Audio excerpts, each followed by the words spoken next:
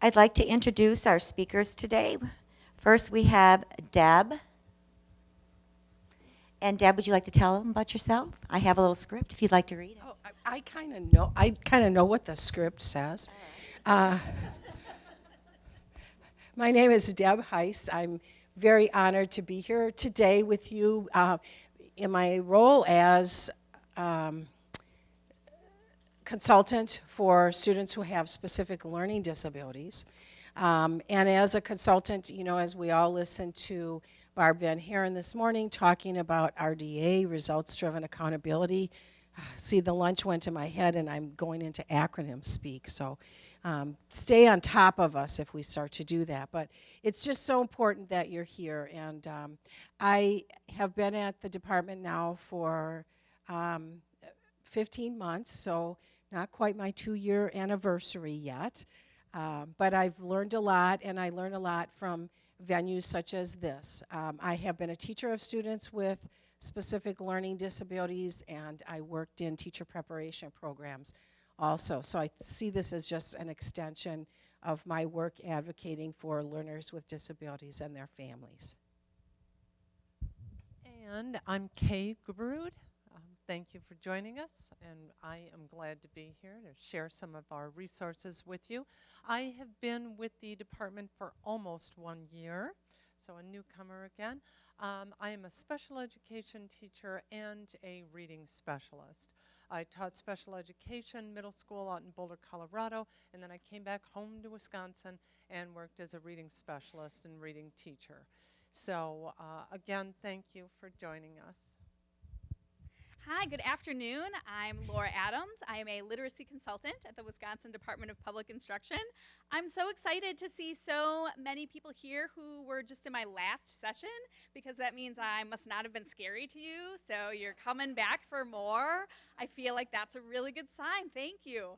So I'm a literacy consultant, as I said, at the department, and that sounds really strange or mystical or mysterious, and what that really means is that I provide guidance for school educators, for administrators, sometimes for folks who are teaching pre-service teachers in university programs.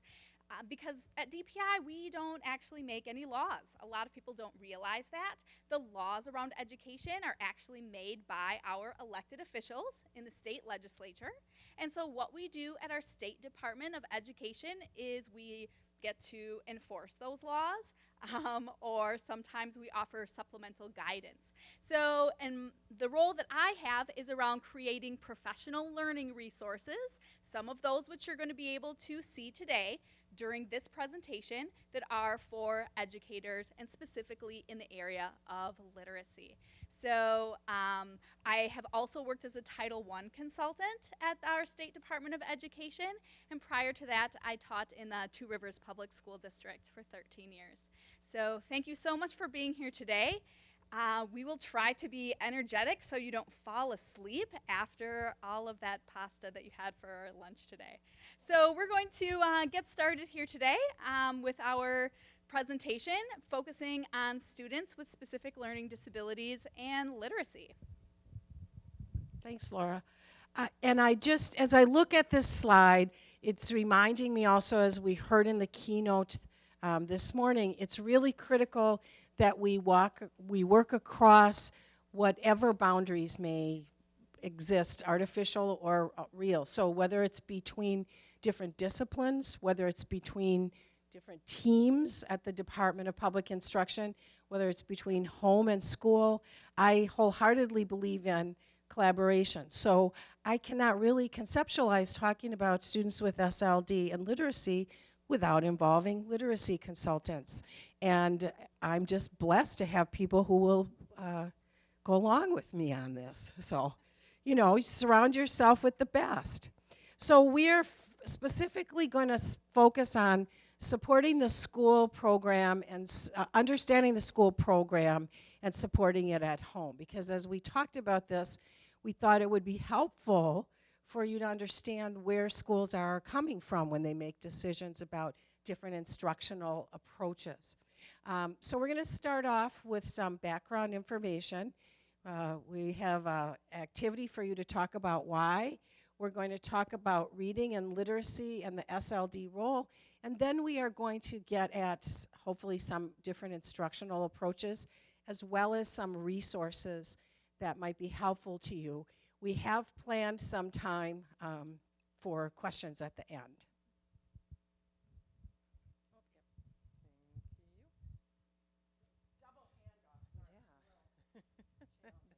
Juggle things. So, like Deb said, we'd like to start out by just having you read these questions, think about these questions, and then turn to a neighbor. And so the questions are, why do we learn to read? Why? What is it all about? And then why do we want our children to learn how to read? Why is that important? So think about your views on this. Maybe back to when you were learning to read, or when your children now are learning to read. Just turn to a partner and discuss your views.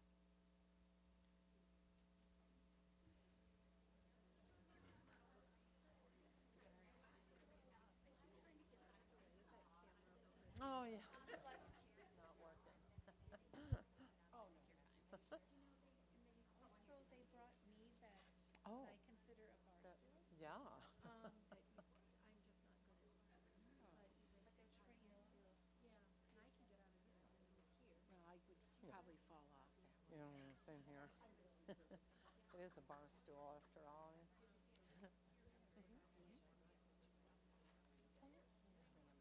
Thanks.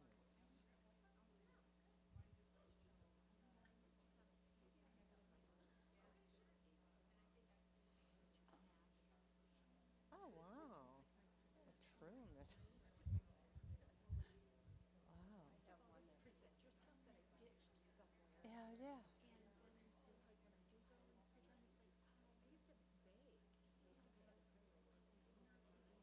Bag of tricks.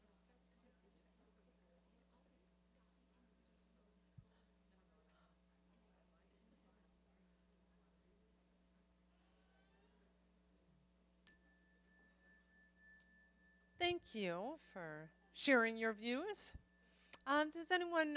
Would anyone like to share out your beliefs, your views on learning to read, why it's important?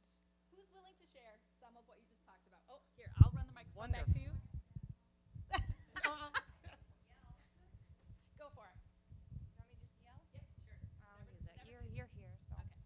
Okay. We talked about reading as a communication skill, and how it crosses like every aspect of your life. Whether so with my daughter, she's autism, and as she's learning to read, even when it's gets to the point where it's memorized, it's fluency for her, and she's learning to get sentences out.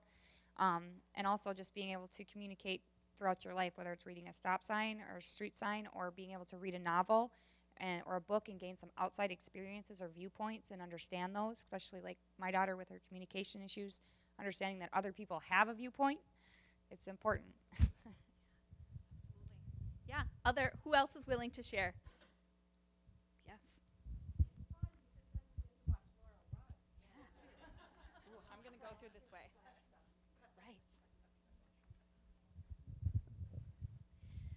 We talked about how gaining outside experiences that, our children would not gain other than through reading and communication. Great. Thank you. That importance of outside experiences, reading as a window to a bigger world. Yeah. Anybody else willing to share? Oh, one more.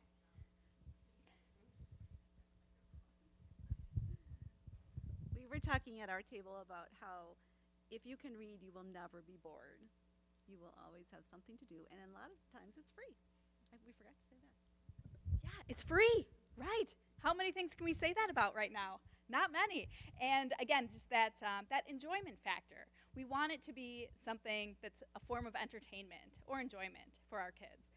But ultimately, the theme that I'm hearing is it's about making sense of our world and being able to communicate with other people. Kind of the responses here that we've gotten. Okay, I'm going to navigate my way back through the rows. Yes. And again, it's that whole piece of communication I think is so important. Reading as communication to help our children navigate their worlds and make connections in order to support whatever it is that they choose to do with their lives. I agree completely. I believe we read to communicate. We also write to communicate. We do these things for a reason. And like Lora said, we use reading to help us maneuver our world, but also we can use it to leave our world for a bit. I've been reading a couple of books written by a British woman who grew up in South Africa. And I'm so drawn into the book and into her world, I feel like I've been hanging out with my friends and neighbors in South Africa last weekend. So you can leave your world also and learn about other worlds. So when we think about reading, first of all, reading appears from the outside to be a passive activity, right? I'm sitting here, I have my book or my Nook, and I'm just sitting. Maybe there's some eye movement, but that's it. It looks pretty passive. But in reality, reading is a very active activity. You're thinking about your thinking, you're reacting with the text, so it is multifaceted. So one way we can explain this further is through Scarborough's rope. We've got all kinds of stuff over here intertwined, and at the end, you are the skilled reader. So there are two main facets: word recognition. I look at a word on the page, I can decode it, or if it's a sight word, it's in my vocabulary. I know that word, I can recognize it. But then you need to be able to comprehend it. What is it that I'm reading? Do I understand it? So with word recognition, it can be broken down further into phonological awareness, hearing the sounds in words, being able to break words apart. Decoding then, using that knowledge, your phonological awareness, the C sound makes the C letter makes the K sound. I can put that together with the letters on the page and decode or sound out the word. Sight recognition, again with those sight words.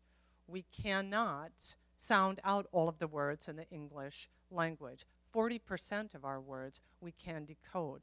The others we need to be able to break apart either through morphology or sight words. So there's word recognition, seeing the word, knowing what it says, and then the ability to understand it. Background knowledge or prior knowledge is very important with this. And you can build your background knowledge or your students or your children's background knowledge through activities that you do throughout the day. In reading aloud to your child, they can get these new vocabulary words, activities driving in the car, talking about your environment. Vocabulary, again, building that vocabulary. Language structures, the syntax, semantics, verbal reasoning, being able to infer what message the author is trying to get across, metaphors, and then literacy knowledge, the print concepts. When you're talking about beginning readers, there's the front of the book, the back of the book, there's letters. Letters go together to make words, break it all down. And then different genres. We read different genres in different ways. So when we talk about the terms reading and literacy, some people use these interchangeably. When we are talking about this, we at the DPI, we mean literacy is all-encompassing.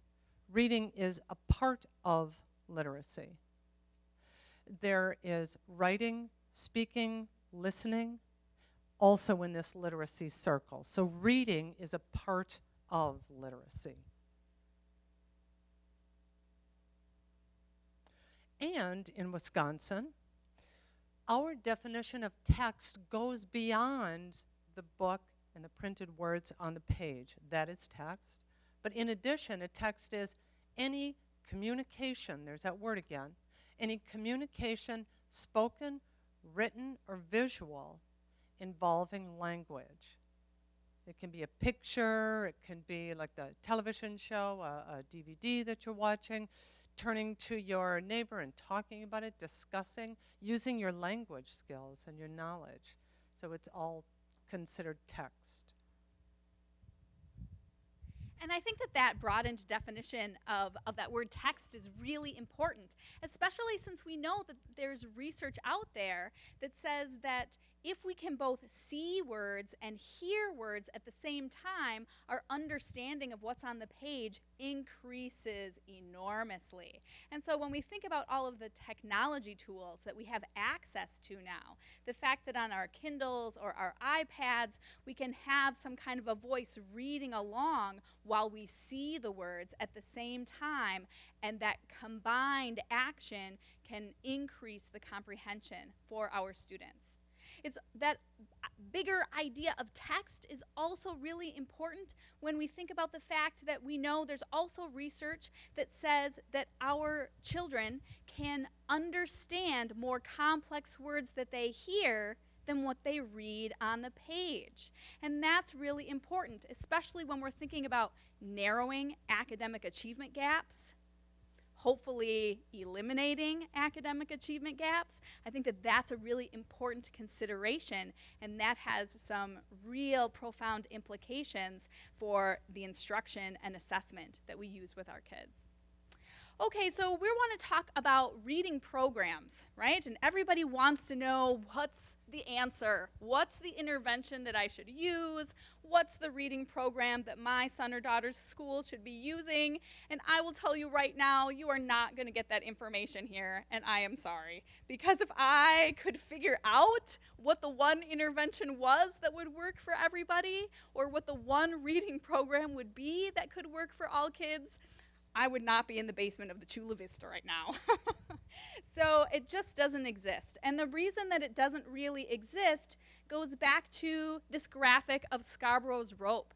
There are so many things that are happening in the brain in order for reading to take place that a misfire in any one of these individual strands means that someone is not as skilled a reader as another person. And so the game becomes using our assessments and using our tools in order to try to figure out where is the reading breakdown for this particular child, and then matching that up with instructional resources and supports. So there's not just one answer. So I apologize if you thought you were going to get that today. So again, what we need to first understand when we're thinking about educational programs and interventions is the idea that there are different perspectives on reading. Different people are coming to work together who have different ideas about what it means to be a reader and about what it means to learn to read. And so this is really important when you're talking with your children's educators about their reading program, because they're probably coming from a particular theory or a particular way of thinking about reading. And so you can see here that there's this idea of constructivism. There, now I can decode that a little bit better. Constructivism. And the main idea is learners integrate new with existing knowledge. And the theory there is that learning is natural. It's an ongoing state of mind. We're like constructing, we're putting together the things ourselves. The developmental perspective is really all about learning developing naturally over time. So when I get to a certain developmental stage, I should be able to read at this certain level. So literacy develops is the theory. Social learning, the social influences and interaction that affects learning. And the theory there is the central role of social interaction. So I need to talk about it. I need to write about it. I need to have communication with other people in order to be a better reader. And then cognitive processing, that brain function influences learning. And brain functioning accounts for learning success and learning difficulty, that idea that it's about the pathways in the brain. And so this is important to understand because this influences the kinds of interventions and the kinds of reading programs that you'll see in schools. So we can think of it as a continuum, and we see a couple different continuums here on this graphic. The first idea at the top is that on one end of the spectrum, there's this concept called whole language, and this is really kind of anti-phonics is the best way for me to explain this, I think. Like, okay, if I just look at lots of words all the time, I don't need anybody to try to break the words apart, and I'm just going to become a reader, right? And then on the other end, skill building, and this is really about working on discrete skills. And so we're really going to break the word apart. We're going to focus on discrete skills. And in the middle, we have maybe this idea of a balanced literacy, or perhaps a balanced approach. Maybe there's some things from one end of the spectrum and some things from the other end of the spectrum. And what you can see on the bottom there with that arrow is kind of a timeline. And so you can see in the 1980s and pre-1980s, we were really, the general feeling in the United States around reading matched up more to this idea of whole language, and that was the kind of instruction that we saw in schools. And until recently, where we're getting back to some more skill building and discrete skills in schools. So what do we believe at the department? Even though we're not making any laws, we are, as I said, providing professional learning resources to your children's educators, and we're answering questions and providing guidance. So what do we believe? We have this document called Wisconsin's Foundations for English Language Arts. And so you can see there's a little graphic of some kind of links, some chain links. English language arts is an integrated discipline. So this is one of our foundational beliefs. Anytime we develop any kind of professional learning for educators or administrators, anytime we answer questions, this is where those answers are based out of. First and foremost, that reading cannot happen in isolation. Reading needs to involve writing and speaking and listening. All of those things need to be happening, and that is what makes for comprehensive, strong English language arts instruction. That second little picture, there's kind of two little stick figures. Looks like an older person and a younger person. English language arts instruction builds an understanding of the human experience. And I heard some people talking about that earlier today. That idea that reading allows us to gain a window into other ways of thinking and other ways of doing and other ways of living. And we think that's important. And that's why we read, especially in our secondary classrooms. That's part of what we do in our English language arts classrooms. We're trying to understand the world around us. Then there's a picture of a little a person on a road. Literacy is an evolving concept, and becoming literate is a lifelong process. We don't one day stop. I don't need to learn any more new words. I mean, if that had happened to me several years ago, I wouldn't be on Twitter right now, because that would be a word that was a word that I had to learn just recently in the last few years, and tweet, and how to use those words in a way that makes me sound like I know what I'm doing when I tweet and when I use the Twitter. So literacy is always evolving. And the fact that I communicate with people in writing over the internet in 140 characters or less on my Twitter feed, that is a whole new way of literacy as well. So literacy is always changing. Then we have this kind of picture of this light bulb, this graphic here: critical thinking, problem solving, communication, collaboration, creativity. These are all aspects of effective English language arts instruction, and we want them to be attributes of Wisconsin graduates.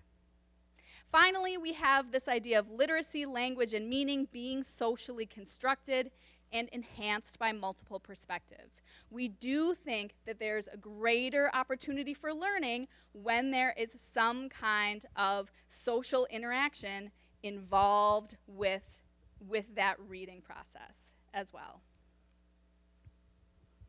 So, if we think about all of those things and we think back to this graphic, Where we might put the Department of Public Instruction on this graphic is probably more in this area of balanced literacy.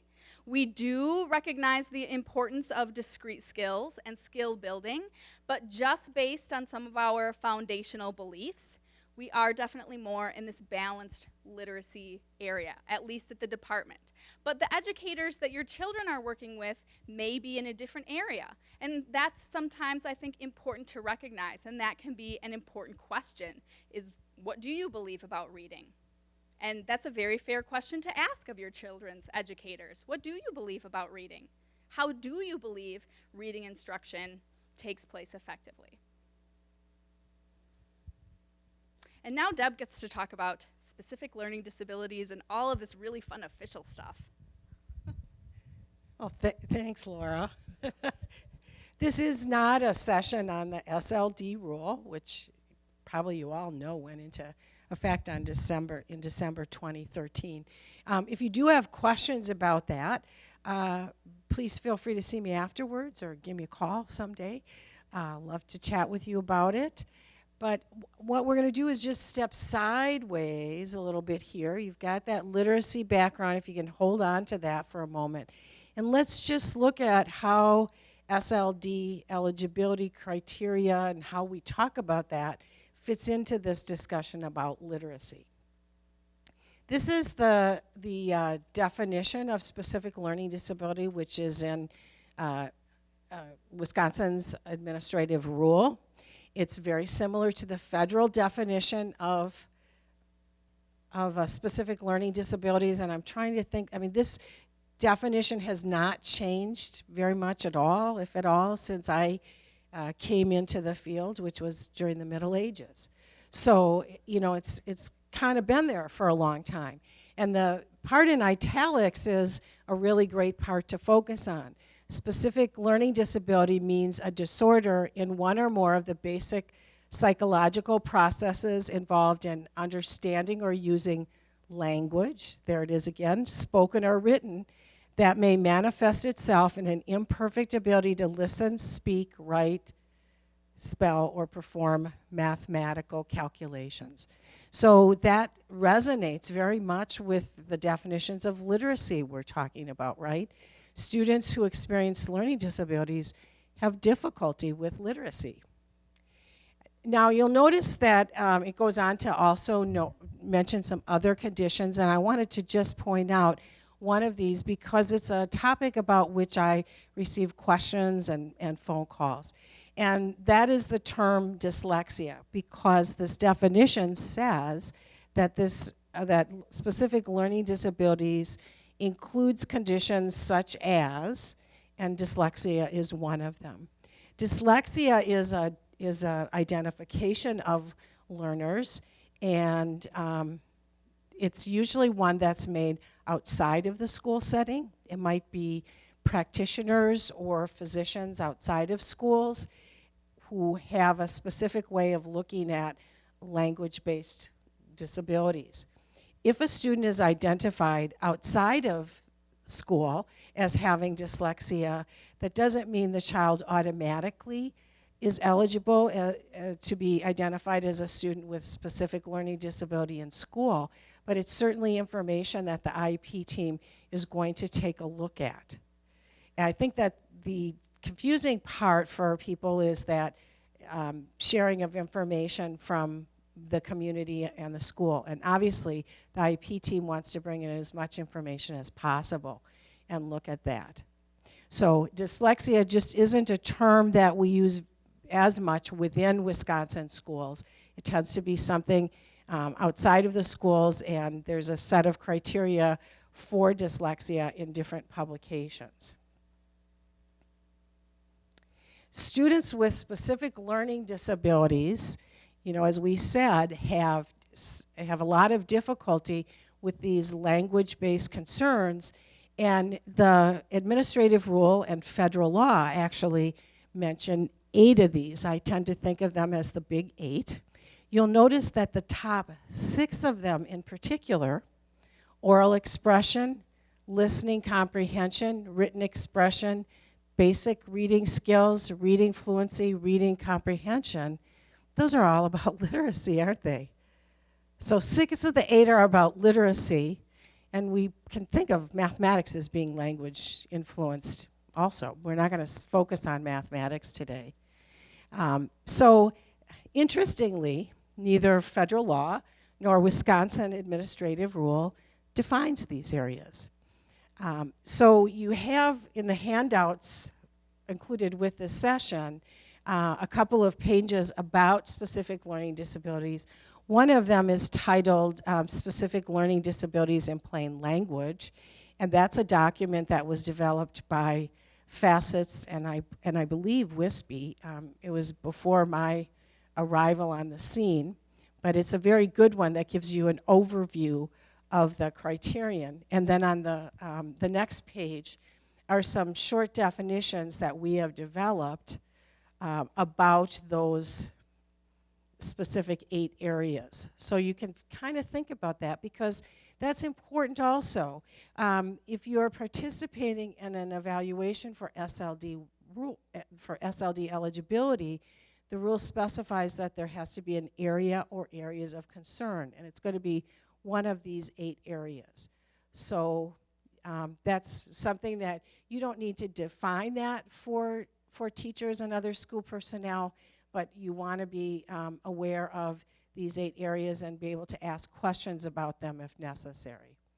So we're focusing on really reading within the SLD rule today, listening, comprehension, oral expression. Those are very important literacy areas, but we're just not focusing on them today. We're looking at these 3 areas: basic skills, which now think back to Scarborough's rope again. Basic reading skills has to do with a lot of the ways of breaking down words, being able to read words through either phonics or word analysis. Reading fluency, how smooth is a student's reading? And reading comprehension, that's the ultimate goal of all of our reading instruction, isn't it? That someone can read and understand what's happening. So you may think, well, how do we separate these out? And then think back to Scarborough's rope, or think back to that continuum of approaches that Lora was talking about. Some people would say you can't really separate these out easily. But part of what I think we need to do is separate out the times when we're defining things for assessment for eligibility and when we're defining things instructionally. And there might be 2 different ways that we're looking at things. So when we're doing assessment for eligibility, you're going to focus on at least one of the 8 areas, and it might be one of these 3.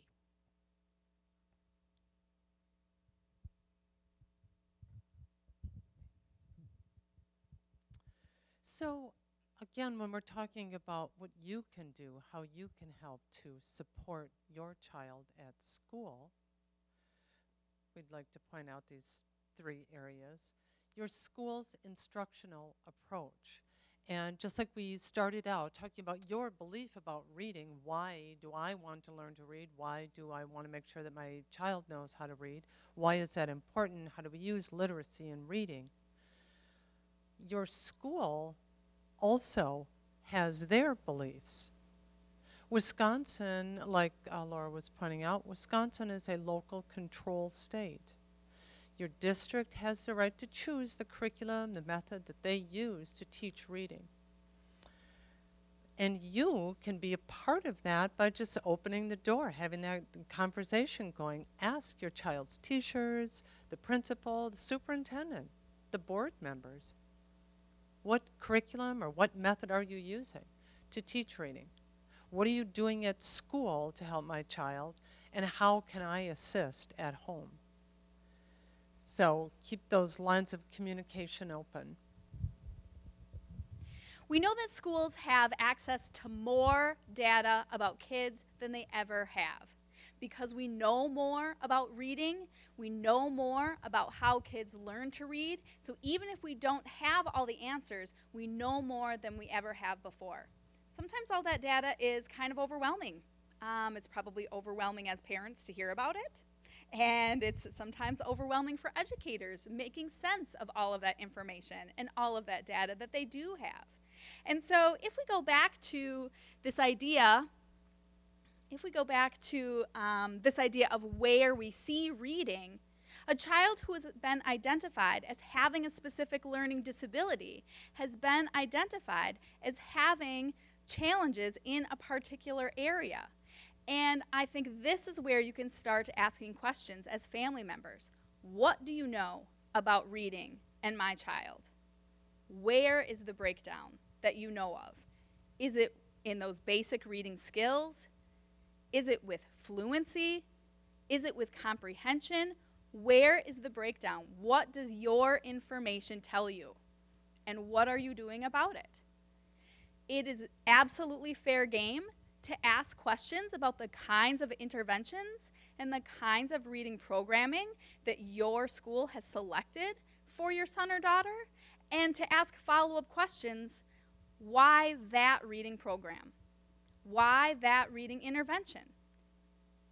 What does your data say about my child? What do you know about my child and reading? And is this the best match for my child? I sure can. Deb wants me to go back to the continuum for just a moment. This one? Yeah.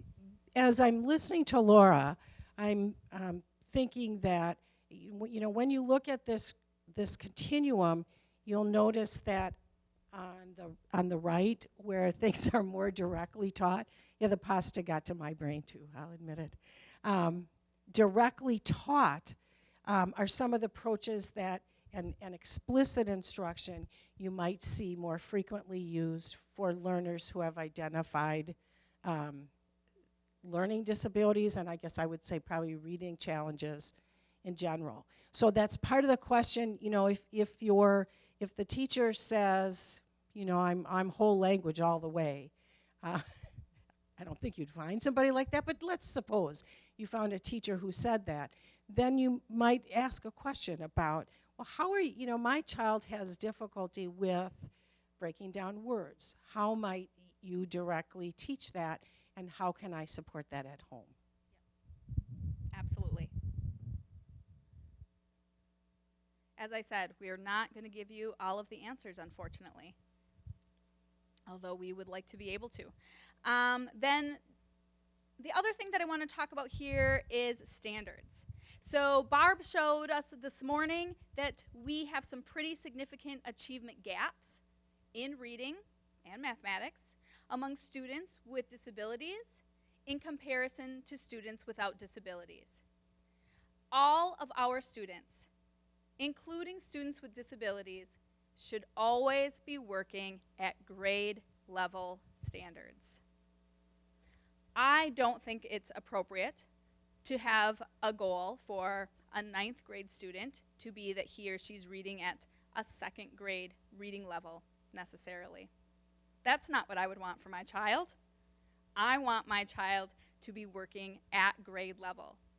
Does that mean it may look slightly different? Absolutely. Does that mean that it is really hard for the educators working with my child? Yes, absolutely. Yeah. Yep.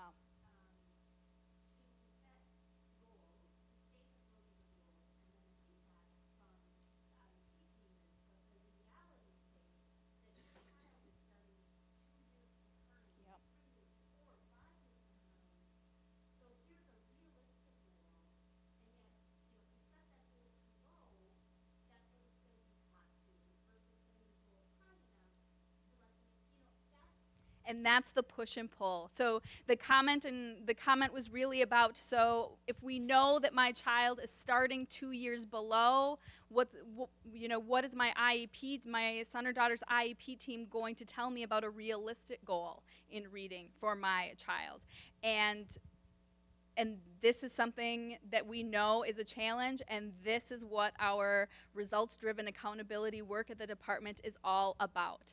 how do we provide professional learning to all of our educators in the state? How do we find that balance between helping everyone understand how to begin to narrow that gap, not keep it the same from year to year, because that's not helpful either.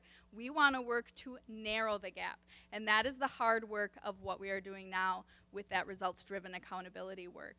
And we know, but we're not there yet. And we're working hard at it. And we're hoping to bring our schools and our teachers along all across the state.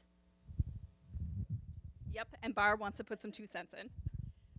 I think one of the most critical things while we balance those challenges, because I think educators and parents alike recognize, is that we continue to have opportunities for our kids with disabilities, to have access to the same expectations as their grade level peers.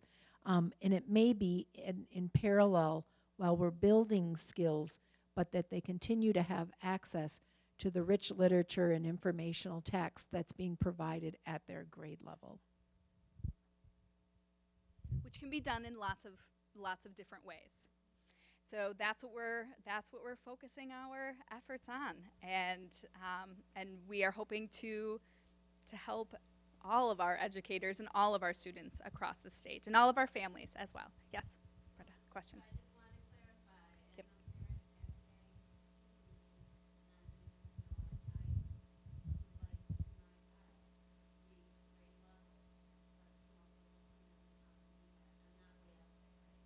No, so as a parent, you're not way out there to say.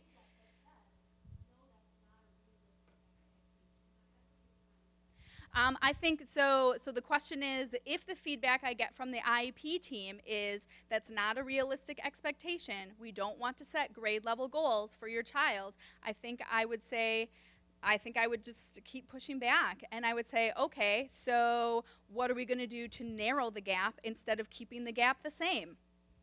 I think that's where I would start.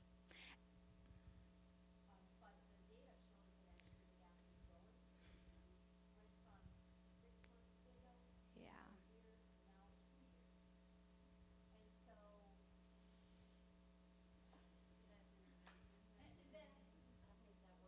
Exactly. Then what we see is we have evidence that something's not working. And so I would say, okay, our evidence and our data show that what you're doing is not working.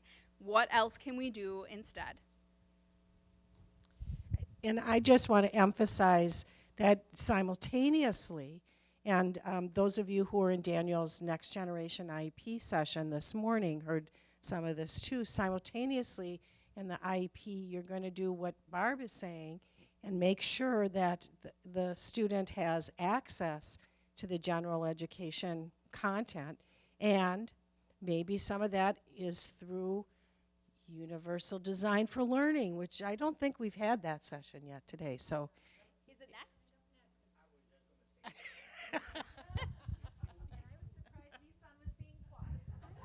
Yeah, not for long, not for long. If you look at the initial statement made by the designer of the Common Core State Standard, in the only section addressing students with disabilities, front and center, universal design for learning is the only way we close the gap. And so if you want to hear more about that, go and see Nissan's session, which is happening during the next breakout period. Yes.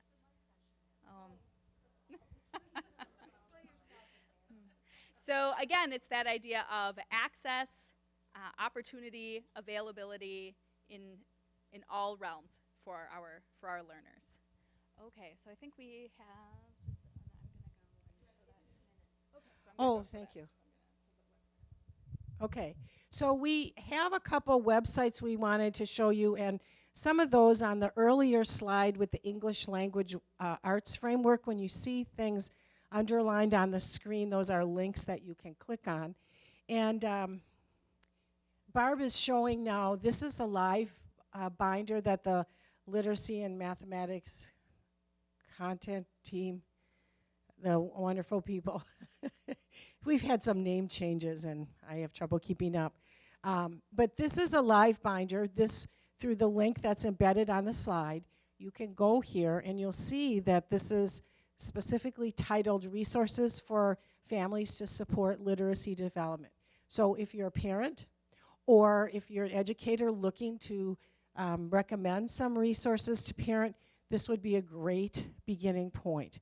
There is some informational material on the first page of the live binder, including, some crosswalking of acronyms that are there. And then explanation. You can see that by age and grade of grade level resources. So you're looking at elements of the Common Core standards. It's going to break it down for you and provide some explanation.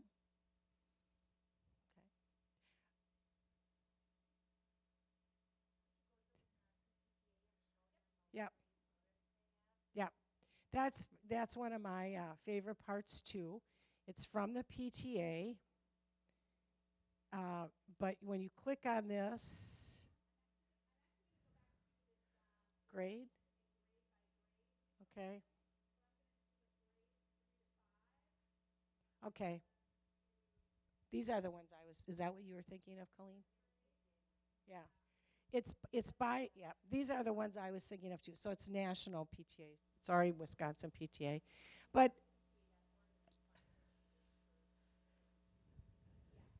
or you could go through the live binder. And so it's going to give you, for each grade, some explanation of the standards, some samples of skills that the student might be working on at this grade level, which ties directly back into the previous conversation.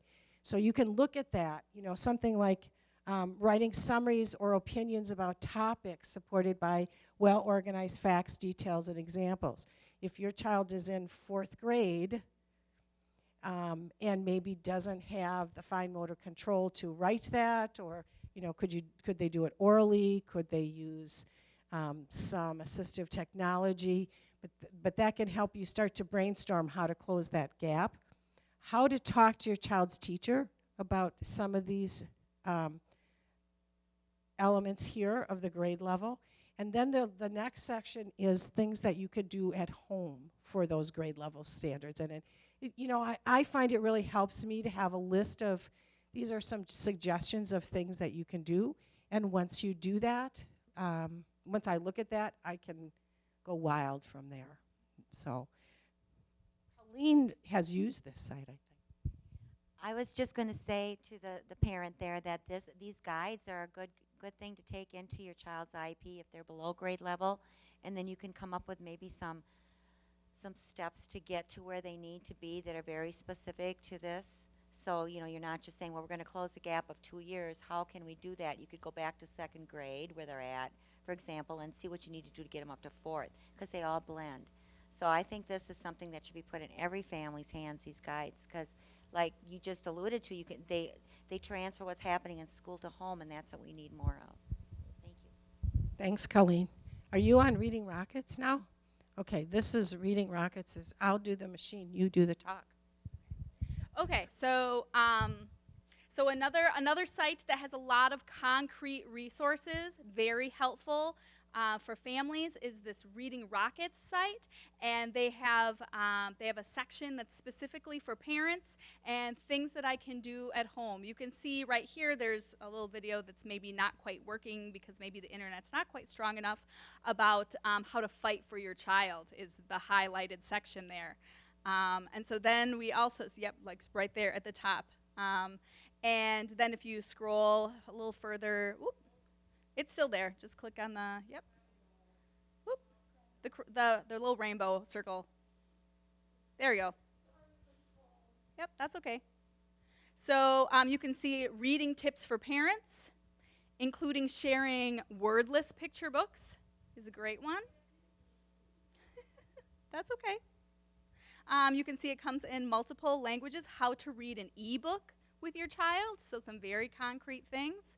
A reading aloud video, which provides some tips on what you can do when you're reading aloud. So including some tips like what do you do if you're reading aloud and your child doesn't say the word right. Okay? And a real quick, easy, concrete strategy there is to say, okay, wait, I don't think that made sense. Let's go back and let's put our finger all the way across the word and let's read every letter in that word. We're going to read all the way through the word. Does that make more sense? That feels like that makes more sense to me. And that idea of there are some really, really concrete things to do. That reading with the finger is probably one of the easiest tips. Easiest things that you can do, especially if you're not making words there. Not making sense, sorry. Yep, there's a place you can sign up for a newsletter. So there's all kinds of resources on this site. So I definitely encourage you to check out this Reading Rockets site. And I think there's also another site that we have that you have available to you in the flash drive that you received as part of the conference, and that's to the My Wisconsin Standards site, which I'm not going to be able to show you. That site's not wanting to play well here today, but that's okay. And that's a website that has specific resources for specific grade level standards.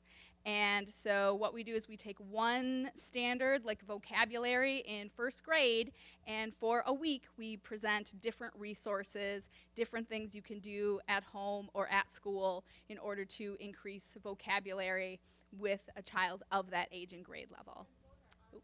Yes, correct. Yep. So question or comment?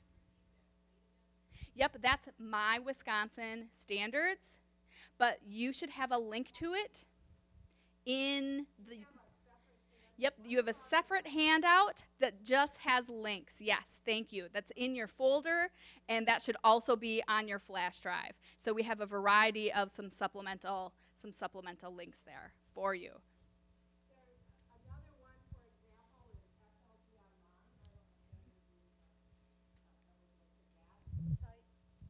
Hang on, I'm going to make Deb use the microphone. SLD Online is also, it's a won awards as a website. What I like about it is there's sections for parents, for teachers, and also for learners who have been identified with LD. So I've used it when I was teaching, directly teaching students, used it a lot with upper elementary and up.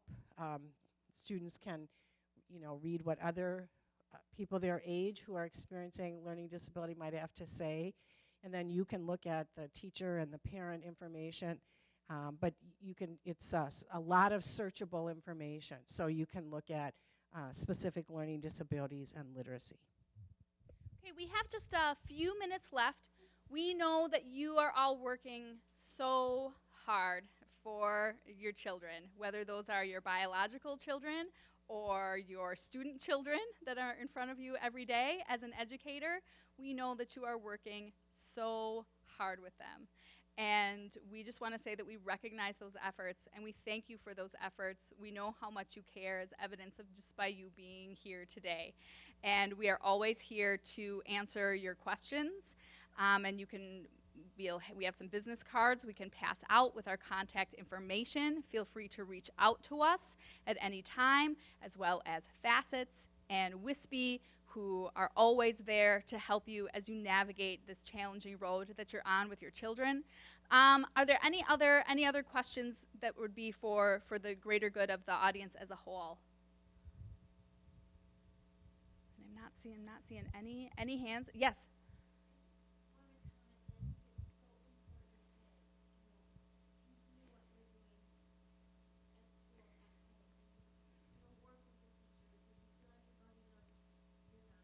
Absolutely.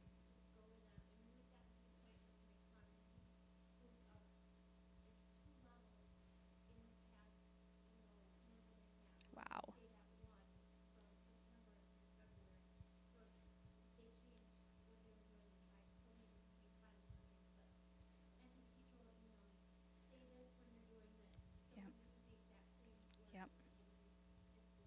that importance of bridging what's happening at school, what's happening at home, and just going back and getting in front of your child's educators, and let's meet, let's check in. What's happening? What are you seeing? Where are we at right now? What can I do at home? And that doesn't need to be an official IEP team meeting. And I think that that's something that's really important to understand. If you ask for an official IEP team meeting, that's a whole lot of people around that table, right? And that means that's a whole lot of schedules you have to coordinate, which means it doesn't end up being time sensitive. And so I think sometimes it's really important to step in and advocate outside of those official IEP team meetings and establish some regular communication, some regular check-ins with your child's educators. Yeah, thanks for that comment. Yeah. Okay, well, we will certainly be here for a few minutes. And again, here you have our contact information in your copy of the PowerPoint materials, on flash drives, on all kinds of places. But we'll be here for a few minutes to talk more with you. Thanks so much for being here. Hope the rest of your afternoon is great.